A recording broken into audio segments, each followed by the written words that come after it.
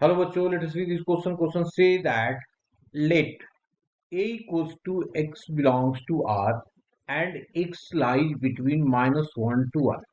x जो है belongs to R और x -1 to 1 and यही हमारा B भी दिया हुआ है. Then the mapping if such that A tends to be given by f of x equals to x mod of x is option A injective but not surjective, subjective but not injective, bijective सी में and D में हमारे पास दिया हुआ है none of this. Okay, now the key concept और the key concept जो होगा यहाँ पे key concept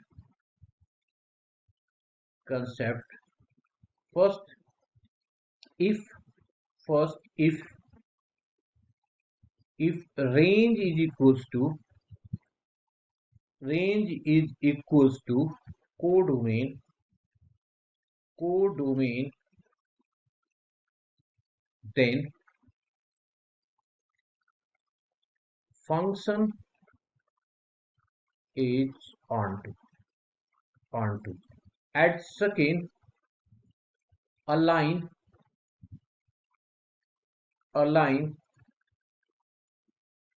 parallel to the x-axis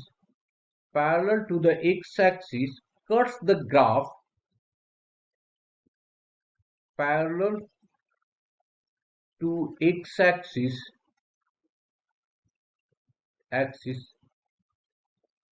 cuts the graph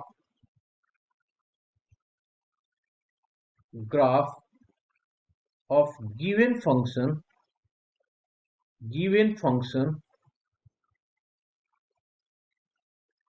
only one point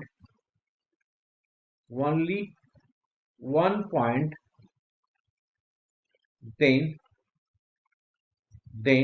it is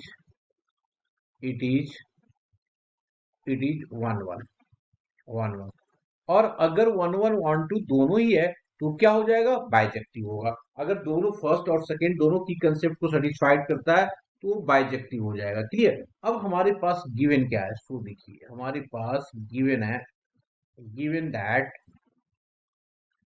that A जो है हमारे पास x बिलोंग्स टू R और है -1 is less than x is less than equals to 1. यही हमारा B भी दिया हुआ है and if such that A tends to be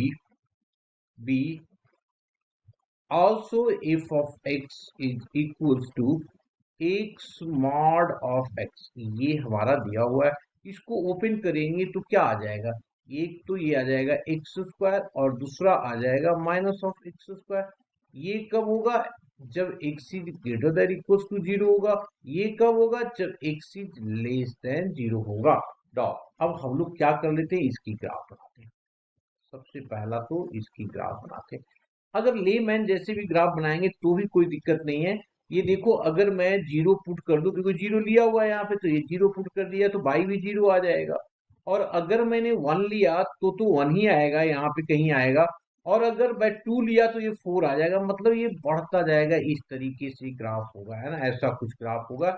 ये ग्राफ कितना है, y equals to x square का, जब मैंने x is greater than equals to 0 लिया है ना. अब सेकेंड पार्ट पे आ जाते हैं. सेकेंड पार्ट क्या बोलता है कि अगर मैं x 0 लिया मतलब ओपन इंटरवल आएगा तो ये तो यही आ जाएगा. अगर मैं 1 लिया मतलब x की वैल्यू नेगेटिव में लेनी है हमें, तो अगर मैंने -1 ले लिया, फॉर एग्जांपल x की वैल्यू नेगेटिव -1 लिया तो -1 का स्क्वायर 1, तो ये नीचे ये वाला पोर्शन आएगा. मतलब ऐसा कुछ ग्राफ बनेगा. ये ग्राफ हमारा हो गया y equals to minus of x square का, कब, जब x इज लेस देन 0 होगा. अब यहाँ पे देखो क्या हो रहा है, ये पूरे बाई एक्सिस को कवर कर रहा है, नहीं कर रहा है, कर रहा है ना. ये पूरे बाई एक्सिस को कवर कर रहा है. तो अगर यही ग्राफ होता तो रेंज क्या हो जाएगा, हमारा रेंज जो हो जाएगा पूरा का पूरा, ठीक है, रेंज हो जाएगा आर. डिफाइन कर रहा है ग्राफ हमारे पास, तो रेंज हो गया बाई बिलोंग्स टू आर. पर यहाँ पे देखो बी क्या दिया, -1 से 1 तक. तो ये वाला -1 से 1 मतलब ये वाला पोर्शन यहाँ तक और इधर यहाँ तक है.